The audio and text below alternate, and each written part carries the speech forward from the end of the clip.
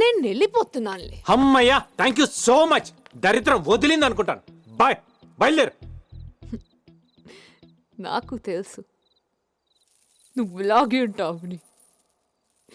నడి రోడ్ మీద ప్రపోజ్ చేస్తే చాలా ఎక్సైట్ అయ్యాను, కానీ ఎంత స్టూపిడ్ని. నడి రోడ్ మీద వదిలిస్తావు అనుకోలేదు. తాళి తెంపి మోహన కొట్టి నేను కాదు, నువ్వు. అవును, మా అమ్మని నువ్వు మీ నాన్న కలిసి దారుణంగా కొట్టొచ్చు, నేనేమీ అనకూడదు. సైలెంట్ గా ఉండాలి. మరి నేను మీ అమ్మ మా నాన్న చెప్పు తీసుకుని కొడతంటే చూస్తూ ఊరుకోవాలా? నీకు మీ నాన్న గొప్ప, నాకు మా అమ్మ గొప్ప. నీకు మీ నాన్న లాగో, నాకు మా అమ్మ అలా కాదా? అందుకని తాళి తెంపి మోహన కొడతావా? నన్ను వద్దంటావా?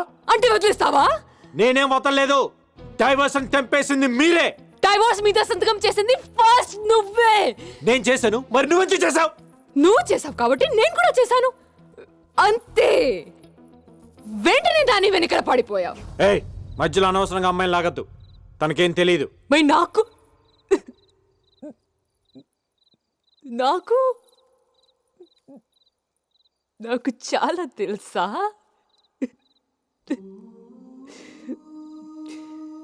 నువ్వంటే ఇష్టపడ్డాను, పెళ్లి చేసుకుంటావు అని నువ్వు అడిగినప్పుడు హ్యాపీగా ఫీల్ అయ్యాను. మా అమ్మని కొట్టేసరికి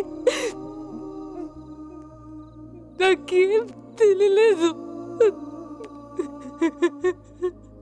ఏమైందో,